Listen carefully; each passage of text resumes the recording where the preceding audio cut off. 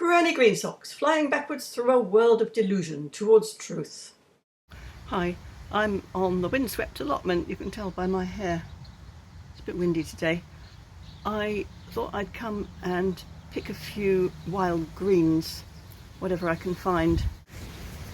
Here's what I've got. I've got chickweed, these little things, sow thistle, dandelions, and fat hen. I'm pretty sure this is fat hen. It has a sort of a dusky scent, not dusky, you know, it's like white hairiness or something.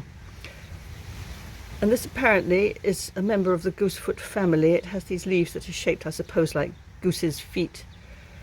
I read that good King Henry is also a sort of a goosefoot, but there's a lot of plants that look a bit like this with these kind of shaped leaves, including potatoes. And this one, I'm pretty sure is not King Henry, even though it has these kind of leaf shapes, because the flowers are like potato flowers. So it's got to be a nightshade, hasn't it? Over here under the beans, I don't know if the wind is blowing in my microphone, this is a self-seeded broccoli plant. I was growing broccoli here 2 years ago and there's still little plants coming up. I thought this was dead because every time I came back the pigeons had hacked away at the leaves until it was next to nothing. But now it's got a bit of shelter from the beans, it seems to be growing, and there's another one here and there's another one over there. It was purple sprouting broccoli and it sprouted in the spring. These plants have still got some time, so they might sprout this year, I don't know. But I know that when I first planted them, they were meant to be an overwintering thing that sprouts the next year. I thought I'd leave them. The first one that I left and the pigeons came and ate, I thought, oh, sod those pigeons. And then one day I came and there was a pile of feathers and I realised that not only had I been feeding pigeon, but I had been feeding fox. So I'm supporting the wildlife in my own little way. I'm sitting in the shed because it's a little bit drizzly. You can see the white flowers on the beans. They've started to produce beans. They're not overwhelming me at the moment, so that's good. We've had a few meals of beans and I put one pot of cooked beans in the freezer. So, oh, this is the trolley that the kids threw over the fence. I don't know how they managed to get it up so high, but we don't really know what to do with it, so it's still there. Behind it, those are the 3 remaining Brussels sprout plants. Looking quite healthy, which is weird because when I planted them, I planted 5, and the 2 that were nearer to us, or it might even have been 3, I can't remember now, got so raddled with whitefly, they weren't growing and I pulled them up. But these 3 don't seem to have any whitefly. So evidently they've got some kind of resistance. So behind there you can see the sweet corn. It's starting to produce its tassels. It'll be exciting to see when the corn comes through. I have 3 compost heaps. This one here that you can't see under the self-sprouting potatoes and the courgette. This is a newer one. Behind the jostaberries is a 3rd one. I had covered them with black plastic and then I realised they were all dry underneath the black plastic, and now it's starting to rain. I'm exposing them to the water to help them rot. This plum tree, which was called a Warwickshire drooper, has faithfully produced plums every year since we planted it. The one next to it, I think this is about 6 years in the ground, and this is the first year that it's actually produced any remarkable number of plums. 6 years.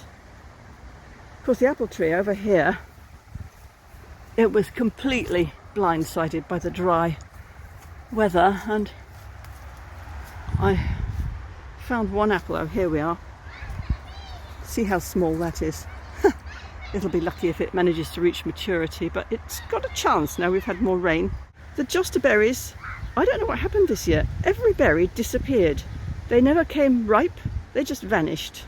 I don't know if they all fell off or got pulled off, but there are no jostaberries for the first time ever. We harvested the carrots, which were pathetic, and I put some more salad seeds in there.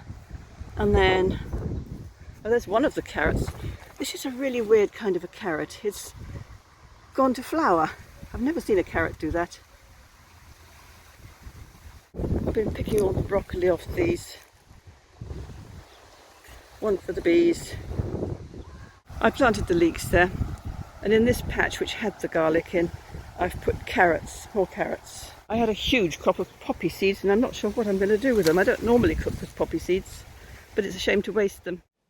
This is the view from my bedroom window over the back garden. If you look very carefully, you can see the squirrel on the shed roof. That piece of wood Chris put there is kind of pointing to it. It was jumping repeatedly back into the tree. They're so agile, and pulling nuts out and taking them back down to open them. I tried to get more of a close-up of the squirrel using the Zoom facility on my phone, but in fact it's not a Zoom facility, it just does electronic close-up. Oh look, there's a little bird in there. Anyway, so there was the squirrel jumping up and down and eating nuts like crazy. I have been cracking open these nuts that I pulled off the tree a couple of weeks ago to avoid having the squirrel just take them all. Evidently what it was doing wasn't taking all the nuts until it had found the point at which they were ripe enough to eat, because the ones I took, I really took too early, and there's actually nothing there. there's nothing in the shell. They're empty. They're sad and empty. Occasionally I come across a little kernel which has shriveled so badly and it hardly tastes of anything. This one you can't even see it.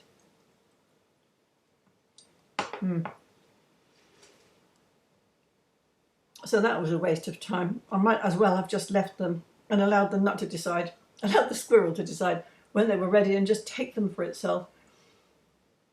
Never one day the fox will get a squirrel, who knows? Anyway, that's all for today. See you next time. Bye.